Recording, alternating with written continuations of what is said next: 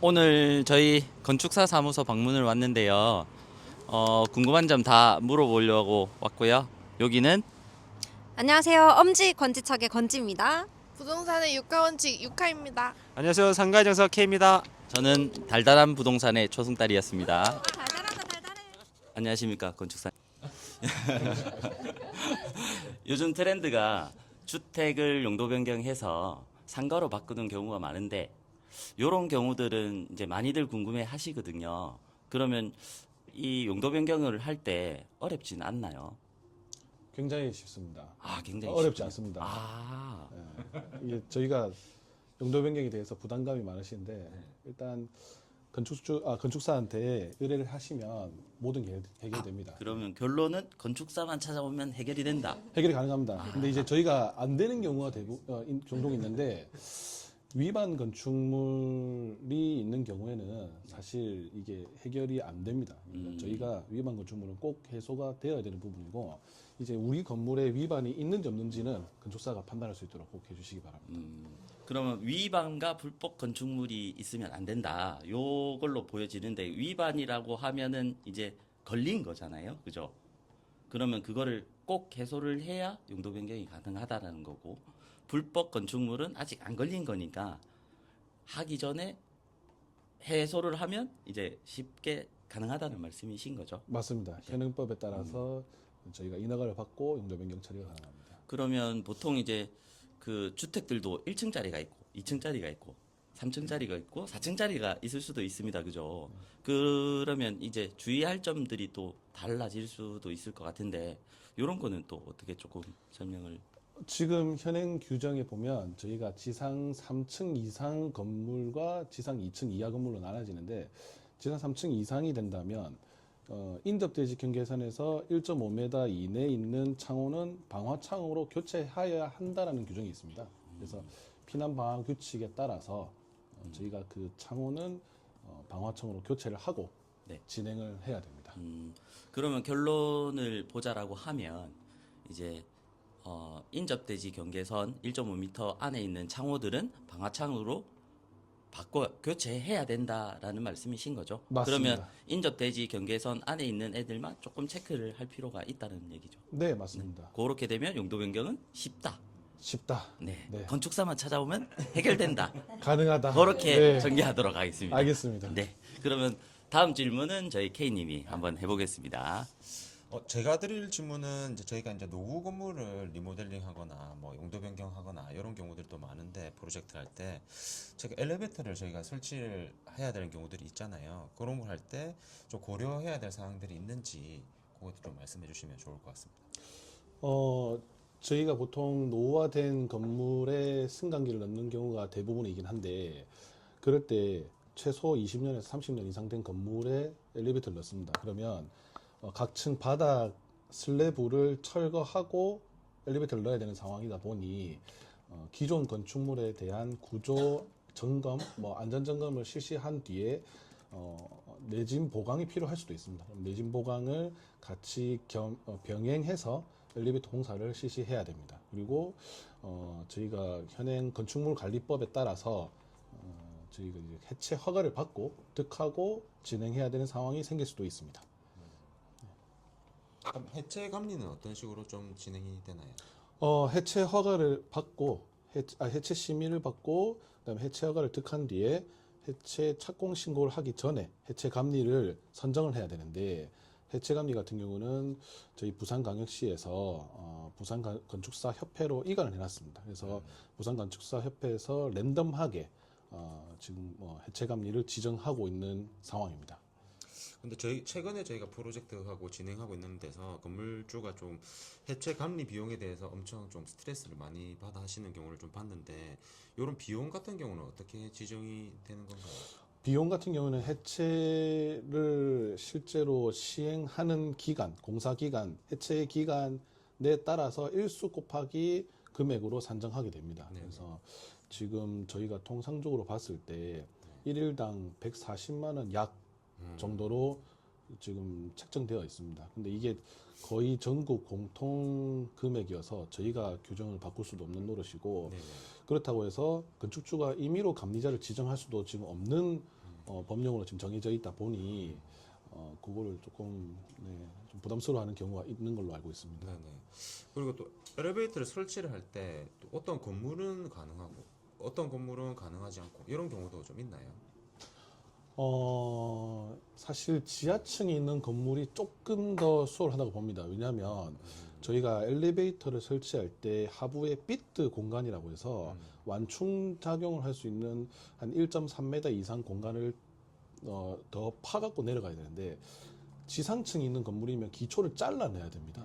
그러니까 굉장히 위험하겠죠. 그러니까 그래서 그런 부분도 같이 조금 검토가 돼야 되는 부분이다 보니 그거를 조금 염두해야 되는 상황이 있고 그 다음에 저희가 뭐 여유 부지가 없다든지 아니면 옆에 건물과 붙어 있다든지 그런 상황들을 전체적으로 고려해서 검토를 해야 될 필요가 있습니다. 정리를 하면 이 엘리베이터를 설치한 데서 사실 아주 많은 요소들을 고려를 해야 되는 거네요. 그래서 지하층이 있는지 없는지, 옆 인접 건물이 어떻게 붙어져 있는지. 그래서 그런 걸 좀 고려하는 거는 이제 건축사분들 맞습니다. 여전히 저희 건축사를 찾아와 주시면 저희가 네네. 언제든지 상담해드리고 뭐 해드릴 수 있습니다. 예. 알겠습니다. 정리하면 이제 그런 걸 좀 하고 엘리베이터 설치할 때도 고려사항이라든지 안전 구조가 확보가 되어 있는지 해체 섭리를 어떻게 진행을 해야 되는지 이런 부분들을 다 고려를 해야 된다. 요 맞습니다. 말씀이시죠? 네, 맞습니다. 네, 알겠습니다. 감사합니다. 제가 질문 하나만 더 드리겠습니다. 네. 해체 감리가 이제 진행이 되면 구조 안전 진단이 필수잖아요. 그러면 구조 안전 진단 비용이 또 추가로 드는 거죠. 저희가 이제 그 승강기를 넣기 위해서 대수선 허가, 그러니까 네. 건축 인허가 대수선 허가를 같이 무조건 득해야 되는데 그때 구조 진단을 함께 병행하고 있습니다. 그래서 그때 용역비를 같이 검토해달라, 뭐 책정해달라라고 얘기하시면 좋을 것 같습니다. 그러면 요런 게 팁일 수도 있겠네요. 건물을 고르실 때 블록조 같은 경우는 구조안전진단에서 이제 낮은 등급을 받을 가능성이 큰데 그러면 뭐 이제 수선 비용이라든지 이런 게 늘어날 가능성이 크니까 그러면 건물을 고르실 때 엘리베이터를 꼭 넣으실 거라고 하면 철근 콘크리트 건물을 고른다든지 요런 게 조금 필요해 보이는 상황이네요. 비용을 절감할 수 있는 꿀팁이라고 할 수 있을 것 같습니다. 알겠습니다. 네. 네, 건축사님 이번엔 제가 질문 한번 드리겠습니다. 혹시 이제 건물 외관이나 이런 것도 뭐 요즘에 따라서 조금 최근에 변화한 트렌드 이런 게 있는지 요즘 좀 선호하시는 그런 인테리어가 있는지 한번 추천 부탁드려도 될까요? 사실 저희 보통 일반적인 트렌드 자체가 서울에서 많이 내려오는 경우가 대부분이긴 합니다. 그래서 저희도 뭐 외국이라든지 서울을 조금 참고하기도 하는데 제 개인적으로는 요즘에 저는 적벽돌, 그러니까 붉은 벽돌에 관한 마감재를 저는 선호하고 있습니다. 그래서 이게 좀 깔끔하기도 하고 그다음에 여러 마감재를 계속 반복적으로 쓰는 것보다 하나의 마감재를 통일해서 일관되게 디자인을 하는 걸 좋아하기도 하고 요즘에 그렇게 뭐 좀 흘러가는 것 같기도 하고 그렇습니다. 그리고 두 번째로 요즘에 조금 유행하고 있다고 하는 거는 창호나 아니면 건물에 곡선을 많이 씁니다. 그러니까 이제 이게 원형이든 타원이든 아니면 곡선이든 코너 창이든 이런 것들을 조금 하기도 하는데 아마 그런 걸 주의 깊게 보시면 조금 더 촌스럽지 않고 트렌드하게 흘러가고 있구나. 그래서 디자인을 고민하고 있다면 그런 것도 괜찮을 거라고 생각합니다. 그러면 정리하자면 요즘의 트렌드는 서울에서 반영된 것들이 부산에 많이 내려온다라는 걸로 결론을 조금 내려볼 수도 있는데 네. 그죠?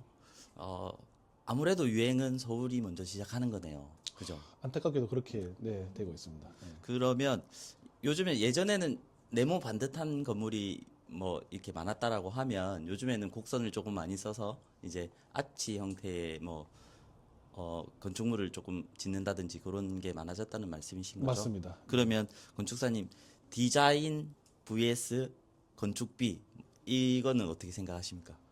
저 개인적으로 물어보신다면 네네. 저는 무조건 디자인입니다. 아 디자인입니까? 네, 아, 이게 공사비를 조금 더 저렴하게 한다고 해서 디자인을 포기하면 그 건물의 가치가 떨어질 수 있다고 저는 무조건 생각을 하고, 어느 정도 비용을 조금 더 증가시키더라도 디자인이 높아진다면 그 건물의 가치가 훨씬 더 높아진다고 저는 믿습니다. 결국에는 부동산의 궁극의 끝은 채유효 이용과 그 다음에 이용 가치에서 비롯된다는 말씀이신 거네요. 정확합니다. 알겠습니다. 네. 그럼 다음으로 조금 넘어가겠습니다. 다음 질문은 저희 누가? 네, 유카님이 하겠습니다. 네, 안녕하세요. 좀 간단한 질문을 드리자면 리모델링 할 때 없어도 되는 벽과 꼭 있어야 되는 벽 그런 구분을 어떻게 하면 좋은지 궁금합니다. 사실 그 있어도 되는 벽과 없어도 되는 벽은 일반인이 판단하기가 굉장히 어렵습니다.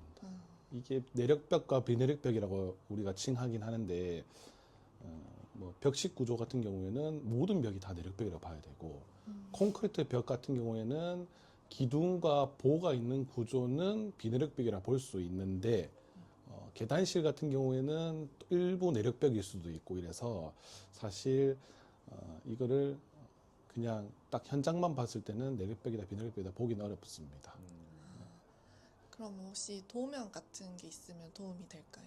도면 같은 게 있으면 많은 도움이 되고, 그거는 전문가한테 꼭 판단을 맡기시는 게 전문가. 좋을 것 같습니다. 건축사님에게. 네, 그것도 건축사한테 네, 확인을 꼭 해보시는 게 네. 나중에 건물이 무너지고 후회하지 않을 수 있습니다. 그러면 혹시 단독주택이나 아파트나 그런 기준이 혹시 다를까요? 그 벽체를 털고 할 때 말씀이신 거죠. 네. 기준은 저희가 사실 판단하는 것보다 건축 구조기술사가 네. 판단을 하고 있습니다. 네, 건축 구조기술사가 전문가이기 때문에 오히려 저희도 전문가한테 한번 판단을 의뢰하고 합니다.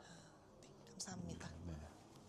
그럼 건축사님 이 부분은 약간 이런 경우도 있잖아요. 내력벽을 손대면 무조건 대수선에 해당할 수가 있고, 그죠? 그 다음에 비내력벽은 대수선 범위 안에서 이제 30제곱 미만으로 뭐 철거를 한다라고 하면 가능한 부분도 있잖아요. 그러면 판단은 건축사나 아니면 구조기술사가 조금 판단을 해줄 건데, 일반 사람 같은 경우는 사실 이런 걸 너무 모르다 보니까, 그러면 이제 요거를 진행할 때 어떻게 했으면 좋겠는지 설명해 주시면 좋을 것 같습니다. 저희가 이제 조적벽 같은 경우에, 그러니까 건축물 대장을 발급을 받아보면 벽돌조, 블럭조라고 돼 있는 경우가 있습니다. 그럴 때는 모든 벽이 내력벽이라고 그냥 보셔야 됩니다. 그래서 모든 벽이 내력벽이라서 함부로 털었다가 큰일 나는 경우가 많고, 철근 콘크리트조, 뭐 콘크리트조 이렇게 돼 있는 경우는 그나마 우리가 그 콘크리트로 되어 있으니까 그 털어도 되겠다, 이제 철거해도 되겠다라고 생각하지만, 일반적으로 이제 기둥과 건물을 봤을 때 기둥과 우리 보가 있는 경우라면 비내력벽이 있습니다. 대부분 다 비내력벽이라 보시면 되고, 그래서 그런 것들은 철거를 일부는 해도 크게 관계는 없습니다. 그러면 주의할 점은 이거겠네요. 벽돌조, 블록조 건물을 사실 때는 이제 돈이 조금 많이 들어갈 수도 있으니까 주위에서 이제 리모델링을 좀 진행을 해야 되고, 그 다음에 요거는 만약에 철거를 하게 되면 이제 내력벽에 해당하기 때문에 대수선 허가를 하게 되면 많은 비용이 추가될 수 있다. 그렇게 결정 지으면 될까요? 맞습니다. 네. 네. 알겠습니다. 감사합니다. 네.